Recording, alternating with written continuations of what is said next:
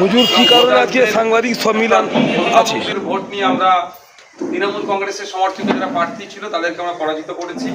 আমি সর্বপ্রথম আমাদের যারা এই জয়ের যারা মুখ্য ভূমিকা পালন করেছেন অবশ্যই ভোটাররা, কিন্তু এই ভোটারদের দ্বারে দ্বারে যারা পৌঁছেছেন, যাদের অক্লান্ত পরিশ্রমের ফলে আমরা একটা যে রেজাল্ট আশা করেছিলাম সে রেজাল্ট পেয়েছি, তাদের দ্বারা যারা বিজয়ী হয়েছেন গণতন্ত্রকে রক্ষার লড়াইয়ে। হাই মাদ্রাসায় যেভাবে সিন্ডিকেট রাজ চলছিল আপনারা দেখবেন, একটা 85 লক্ষ টাকাতে একটা বিল্ডিং করেছে, সেটা আমরা সব দেখবো আগামী দিনে। সেই বিল্ডিং এর না মানে কিভাবে যে প্ল্যান পাস হলো সেটাই আপনারা অবাক হয়ে যাবেন। একটা বিল্ডিং এর গায়ে ওই ধরনের বিল্ডিং হয় না।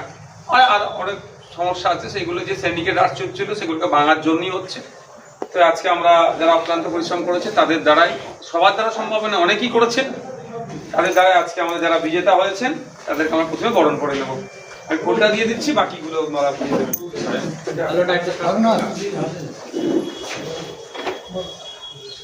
চেয়ার নিয়ে নেব কুতুব ভাই, শেখ নজরুল ভাই আমাদের, খুব আসেন ভাই আছেন, গোপন বিবি তাই তো? ঠিক আছে, কোথায় দিকে চলে আসুন। একটা চেয়ার আছে, একটা চেয়ার তো এবার মালা পরিয়ে বরণ করে নেবে আমাদের যারা আজিউল আছে, আরো যারা আছেন, একে এক করে মালা পরে বরণ করে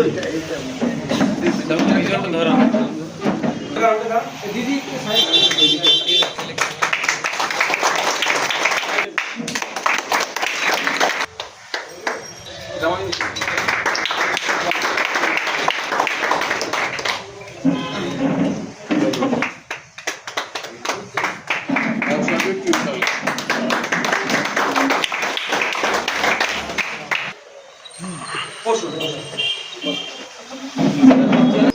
আজকে আমাদের যে এখানে যে সংগঠনের সভা, আমাদের এই বিধায়ক ফিরিয়াদা নওশাদ সিদ্দিকী আমাদের সিপিআইএম এবং আইএসএফ এর দলকে ডেকে 6 জন জিতা প্রার্থীকে সংবর্ধনা দিল।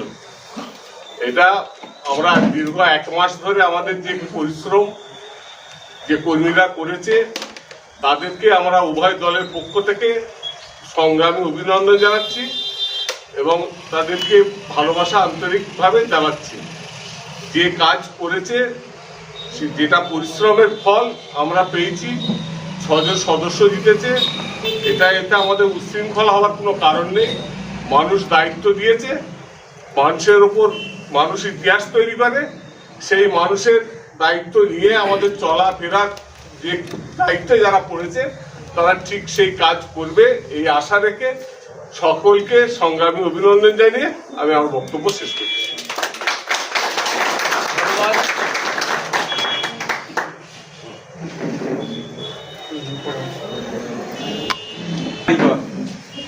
অর্থাৎ গ্রাসরুট লেভেলে যারা কাজ করেছে তাদেরকে প্রথমে আমি ধন্যবাদ জ্ঞাপন করছি। আপনাদের অক্লান্ত পরিশ্রমে এমনও ঘটনা আছে, ভোরের থেকে উঠে ফজরের নামাজ আদায় করার পরে মানুষের দ্বারে দ্বারে গিয়ে, অর্থাৎ অভিভাবকদের দ্বারে দ্বারে গিয়ে তাদেরকে কনভিন্স করিয়েছেন, এই কাজে নিয়োজিত ছিল। কাজ কাম রুজি রুটি ছেড়ে মানুষের দ্বারে গিয়েছেন, অর্থাৎ অভিভাবকদেরকে গিয়ে বুঝিয়েছেন শিক্ষার গুরুত্ব কি, শিক্ষা প্রতিষ্ঠানকে কিভাবে সচ্ছল রাখা যায়, সচল এবং স্বচ্ছ রাখা যায়, এই কথা বলে তাদেরকে কনভিন্স করিয়ে দূর থেকে অভিভাবকরা এসে প্রগতিশীল গণতান্ত্রিক জোটের পক্ষে, ফ্রন্টের পক্ষে ভোট দিয়েছেন। যাদের প্রচেষ্টাতে সেই সমস্ত কর্মী সমর্থক সহ যারা ছিলেন প্রত্যেককে ধন্যবাদ জানাই।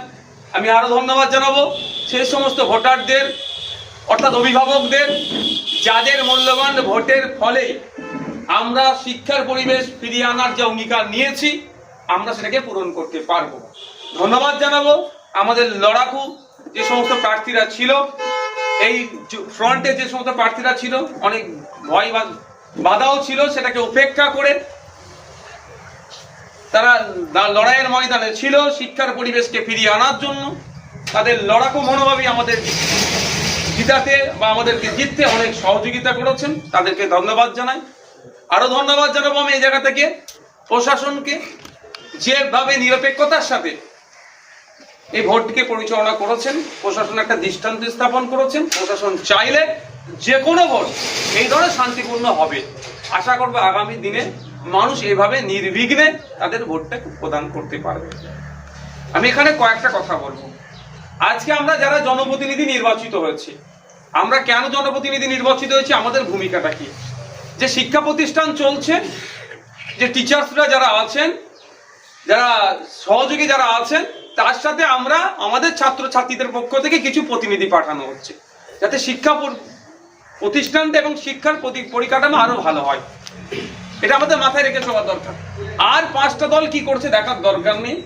আমরা যে লক্ষ্য নিয়ে এই ফ্রন্ট তৈরি করে আমরা আমাদের অভিভাবকদের পাঠিয়েছি, আমাদের লক্ষ্য এটাই থাকবে, যারা শিক্ষক মহাশয়রা যারা পাঠদানের জন্য আছেন তাদেরকে আমরা সহযোগিতা করব, যোগ্য তাদেরকে আমরা সাথ দেব। হ্যাঁ, সভাপতি সম্পাদক আমাদের মধ্যে নির্বাচিত হবে, অবশ্যই হবে, কিন্তু এটা আমাদের মাথায় রাখবো আমরা সব সময় শিক্ষার পরিবেশ ফিরিয়ে আনতে স্বচ্ছভাবে যাতে করা যায়, সেই জন্য সব সময় আমরা শিক্ষক মহাশয়দেরকে আমরা পূর্ণ সহযোগিতা করব। বিগত দিনে আই মাদ্রাসায়, ফুলপুরা আই মাদ্রাসায় তো কমিটি ছিল, আমরা কিন্তু কোনো দিনের জন্য সেই কমিটিকে সেই কমিটির প্রতি শিক্ষকদের ক্ষোভ প্রকাশ করতে দেখিনি। কিন্তু 2011 সালের পরে যে কমিটিগুলো হয়েছে, প্রায় আমরা শিক্ষকরা হয়তো প্রকাশ্যে মুখ খুলতে পারেনি, গোপনেও আমাদেরকে জানিয়েছে যে কারা আমাদেরকে পরিচালিত করছে। শিক্ষা প্রতিষ্ঠান শিক্ষকরা পরিচালনা করবে, আমরা যারা অভিভাবক প্রতিনিধি আছি আমরা যোগ্য তাদেরকে সাথ দেব। আমরা এবং শিক্ষকদেরকে সাথে নিয়ে আমরা একটা সুন্দর শিক্ষার পরিবেশ গড়ে তুলব। এই শিক্ষা প্রতিষ্ঠান থেকে আগামী দিনে যেন ভালো ভালো ছাত্রছাত্রী বার হতে পারে, বোর্ডে যেন র্যাঙ্ক করতে পারে, এবং এই শিক্ষা প্রতিষ্ঠানের নাম সুনাম যেটা ছিল কিছুদিন যে দুর্নামে পরিণত হয়েছে সেটাকে ঘুচিয়ে দিয়ে আবার সুনাম ফিরিয়ে নিয়ে আসবো। এই শিক্ষা প্রতিষ্ঠানের নাম বাংলার বাইরে চর্চিত হয়, তার ব্যবস্থা আমরা করব। আমাদের লক্ষ্য থাকবে কি, শিক্ষাগত পরিকাঠামো কিভাবে মান উন্নয়ন করা যায়, সাথে সাথে যে টিচারের অভাব সেগুলো দ্রুত কিভাবে পূরণ করা যায়, সায়েন্সের যেগুলো ইকুইপমেন্ট প্রয়োজন আছে সবগুলো নাই, সেগুলো কিভাবে পরিপূর্ণ করা যায়, বা আরো ডিপার্টমেন্টাল যেগুলো আছে সেইগুলো কিভাবে বেশি বেশি আনা যায় সেগুলো দেখা দরকার। দুঃখ লাগে আমাকে, খেলামেলা করে শাসক কোটি কোটি টাকা নষ্ট করে দিচ্ছে। কম্পোজিট ফান্ড, গ্রান্ট থেকে কন্টিজেন্সি ফান্ড যেগুলো যা হয় সেগুলো পর্যাপ্ত পরিমাণে দেওয়া হচ্ছে না। আমাদের সেগুলো বেশি বেশি করে আমাদের এই কমিটির মাধ্যমে বোর্ডকে আমরা অ্যাপ্রোচ করব। কিন্তু বোর্ডকে কি অ্যাপ্রোচ করব, কলকাতা হাইকোর্ট কয়েকদিন আগেই বোর্ডকে ধমক দিয়েছে। এই সরকার আসার পরে একবারে নির্বাচন হয়নি, বিগত সরকারের 1994 তৈরি হয়েছিল, এই সরকার আমলে একবার, এই সরকার তো খুব স্বচ্ছতার সাথে চলে, আমি এই জন্য এই সরকারের কথা বলছি। বোর্ড রীতিমতো ধমক দিয়েছে, এটা কি জমিদারি পেয়ে গিয়েছেন?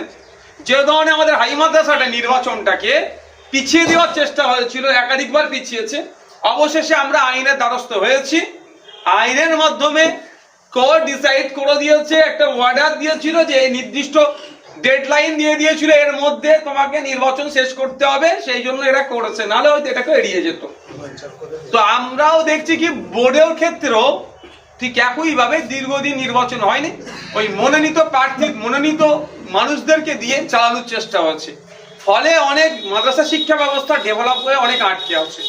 আমরা স্টেপ বাই স্টেপ আগাবো।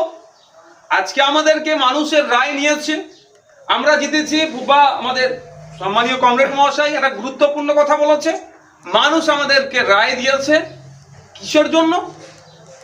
ওদের উচ্ছৃঙ্খল, ওদের অনৈতিক কাজের বিপক্ষে। আমাদের একটা মাথায় রাখতে হবে, এটাই শেষ ভোট নয়, আগামী আছে। আমরা ভুলে যাইনি রামপাড়া যে কোঅপারেটিভ ব্যাংক আছে, ওখানে যে টাকা অর্থ যেটা ছিল সে টাকাটা হচ্ছে এমন ব্যক্তিকেও লোন দেওয়া হয়েছে, লাখ লাখ টাকা লোন দিয়েছে, প্রায় 30-40 লাখ টাকা লোন দিয়েছে, তার বাৎসরিক ইনকাম 3.5 লাখ টাকার বেশি নয়, তাকে প্রায় 30-40 লাখ টাকা লোন দিয়েছে। কে দিয়েছে, কার সুপারিশে দিয়েছে, দেওয়া কি বৈধ, কতটা অবৈধ, এটাকেও জনমানুষে আমরা আনবো। আগামী দিনেও আমরা রামপাড়া যে কোঅপারেটিভ ব্যাংক আছে সেই লড়াইয়ে যাব। সর্বোপরি 2024 আসছে নির্বাচন, লোকসভা নির্বাচন। আমাদের এখান থেকে শ্রীরামপুর লোকসভা থেকে এমন একজনকে নির্বাচিত করে লোকসভার মধ্যে পাঠাবো, সে গিয়ে মানুষের কথা বলবে। যখন শ্রমিকদের বিরুদ্ধে বিল কথা আসছে তারা চুপ থাকে। ভারতবর্ষ কৃষি প্রধান দেশ, পশ্চিমবাংলার 70% মানুষ কৃষিকাজের সাথে যুক্ত। যেভাবে কৃষকের বিরুদ্ধে যে বিলগুলো যখন এনেছিল 3টে কেন্দ্র সরকার, আমরা যাকে নির্বাচিত করে আমাদের ভোটে যাকে পার্লামেন্টে পাঠিয়েছিলাম, আমাদের এলাকার সংসদের ভূমিকা কি ছিল তখন? নীল। তো আগামী দিনে আমরা এই মাটি থেকে এমন জনকে নির্বাচিত করে পাঠাবো যে শ্রমিক শ্রেণী বন্ধু হবে, যে শ্রমিকেরও কথা বলবে, ভাববে, লেবারেরও কথা ভাববে, সরকারি কর্মচারীরও কথা বলবে, আপামার জনগণের কথা বলবে। সুতরাং আমাদের ভোট আরো এগিয়ে আসছে, আগামীতে আরো ভোট আছে। আমাদের কোনো উচ্ছৃঙ্খলা হওয়ার দরকার নেই। অবশ্যই আমাদেরকে মানুষ রায় দিয়েছে আমাদের পক্ষে, আমরা জিতেছি, অবশ্যই সেটাকে আমরা উৎসব পালন করব।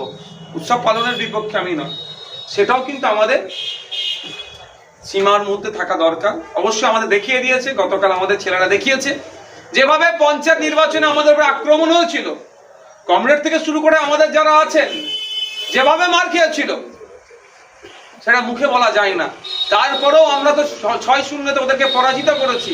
আমাদের একটা কেউ খারাপ শব্দ ওদের সম্পর্কে দেয়নি। এটাই হচ্ছে আমরা সমাজ ব্যবস্থা বা অল্টারনেটিভ পলিটিক্স দিতে এসেছি। আমি ধন্যবাদ জানাই। আমি তো বারবার আমাদের নেতৃত্বদের কাছে ফোন করছিলাম, সাহেব ভাই থেকে শুরু করে ফোন করছিলাম, সব ছেলেরা না যথেষ্ট সংযত ছিল। মার খেয়ে আমার কুতুব ভাই যা পঞ্চায়েত ভোটে গিয়েছিল, জামা টামা ছিঁড়ে পাঠিয়েছিল কে ওখান থেকে, কিন্তু এখান থেকে বিজেতার হাসি হেসে ফিরেছে, কিন্তু একটা খারাপ শব্দ অন্তত ব্যবহার করেনি। মারা তো দূরের কথা। এটা মানুষও চাইছে আমাদের কাছ থেকে, মারামারি হানাহানি বর্জিত সমাজ চাইছে। তাই প্রত্যেককে অনুরোধ করব, আগামী দিন আসছে, লোকসভা থেকে শুরু করে যে ইলেকশনগুলো আসবে সেগুলো আমরা ঝাঁপিয়ে পড়বো, মানুষের দ্বারে যাব। অবশ্যই এরপরের টার্গেট আমাদের হবে, আমাদের অ্যাডভোকেটদের সাথে আমরা কথা বলছি, যেখানে যেখানে নির্বাচন বাকি আছে, যেখানে যেখানে অন্যায়ভাবে দখল করে রেখেছে ক্ষমতার জোরে, সেই সমস্ত জায়গাগুলোকে জনগণের জন্য উন্মুক্ত করে দেওয়া হবে। জনগণ যাকে চাইবে তাকে আমরা মেনে নেব, কোনো জোর জবরদস্তি নয়। জনগণ যার পক্ষে ভোট দেবে তাকে আমরা মানবো। আমার ক্ষমতা আছে বলে আমি সেই জায়গা দখল করে নেবো, হতে দেওয়া যায় না। অনেক চলেছে, এটাকে বন্ধ করতে হবে। পরিশেষে বলবো, আমরা যদি সংঘবদ্ধ থাকতে পারি, আমরা যদি ঐক্যবদ্ধ থাকতে পারি, শুধু এটা কোনো বিচ্ছিন্ন ঘটনা নয়, আপনাদের মাথায় ঢুকিয়ে রাখবেন। অনেকে আপনাদের ডিসমোটিভেট করতে পারে। এই সামান্য একটা হাই মাদ্রাসা নির্বাচনে 6টা সিটটা বড় কথা নয়, মানুষের রায় কোন দিকে যাচ্ছে, মানুষ কি বলতে চাইছে, এটা হচ্ছে বড় কথা। থোড়া থোড়া মিলকে বহুত হতা হয়, এক ফোঁটা বৃষ্টির পানিতেও কিন্তু বন্যা হয়। এখান থেকে বোঝা যাচ্ছে শাসকের বিপক্ষে মানুষ ব্যাপকভাবে সাড়া দিচ্ছে। এখানের ভোট, রামপাড়ার ভোট, জাঙ্গিপাড়ার ভোট, শ্রীরামপুরের ভোটকে একত্রিত করলেই তো লোকসভার ভোট হবে।